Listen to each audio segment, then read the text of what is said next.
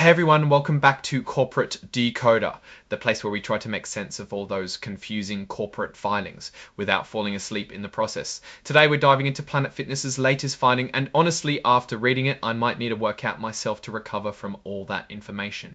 But don't worry, there's no major drama here. This is just a quick correction to a previous filing. Seems like someone made a little typo with the outstanding share total. It happens to the best of us. They want to make sure the number of shares is correct for the upcoming annual meeting. Speaking of that annual meeting, it's happening in May, and you're invited virtually, of course. Stockholders get to vote on important stuff like electing directors, approving the company's accounting firm, and even weighing in on executive pay. Think of it as your chance to play armchair CEO, or from the comfort of your own home. There are also some big changes being proposed to Planet Fitness's corporate charter, specifically taking out supermajority voting requirements, obsolete provisions, and to limit the liability of certain officers. These amendments are often part of companies updating their governance to better reflect current practices and make it easier for shareholders to influence company decisions.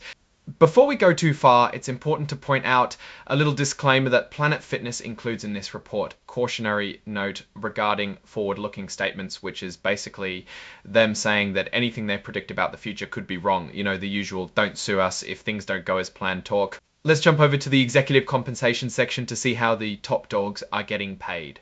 This is where things get interesting. First, some major changes. A new CEO, Colin Keating, and a new CFO, Jay Stass. New people at the top usually means a shakeup in pay structures, so let's see what's what.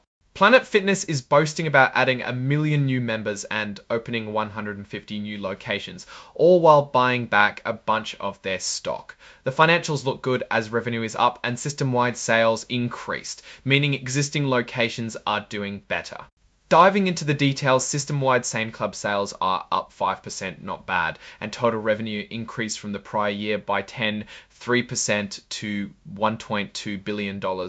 Here is the good stuff, digging into that summary compensation table. This table will tell us what each of the top 5 highest paid people are making. Colin Keating, as a new CEO, made about $11 million 2024, but that is a little misleading as a lot of that comes from stock awards as an incentive to join. That amount is not what she actually pocketed for the year. Longtime executive officer Tom Fitzgerald made over $11 million as well. The key is these folks are making serious money. So let's see if they earned it. But how does Planet Fitness get to those numbers? They put a lot of weight on long-term incentives, which is good because it forces executives to think about long-term success and keep the company's vision in mind. These long-term incentives come in the form of stock options, but there is a cash component as well. The board's compensation committee meets regularly to make these decisions and is always being reviewed by outside advisors. And of course, we can't forget the pay ratio. The estimated ratio of the annual total compensation of our chief executive officer to the median of the annual total compensation of all employees other than the chief executive officer is estimated to be approximately 575 times what the median employee makes. Keep in mind that there are many part-time workers at local Planet Fitness locations, so the comparison is not really apples to apples.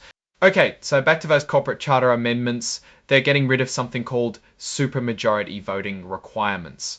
What does that even mean? Basically, it makes it easier for shareholders to make changes. Instead of needing a huge percentage of votes to approve something, now it just needs a regular majority. Planet Fitness is also removing old rules about a former stockholder who isn't really involved with the company anymore, just cleaning house, nothing too spicy.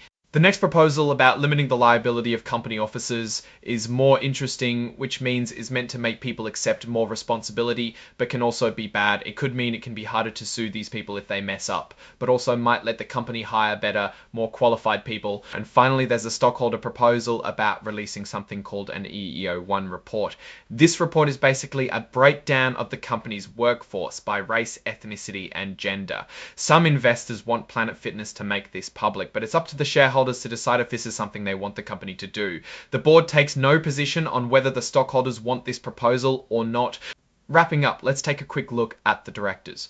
You can see the board is a pretty diverse bunch with folks from different backgrounds, genders, and experiences. So this diversity of the board helps ensure a wide range of perspectives. And last but not least, there are indemnification agreements, which are basically contracts where Planet Fitness promises to protect its executives from certain legal liabilities. It is like corporate insurance that now, what's my take on all of this? Planet Fitness seems to be making the right moves to maintain its dominance in the budget-friendly gym space. The focus on expansion and keeping existing locations profitable is smart. The new CEO seems well qualified and the company appears committed to good governance.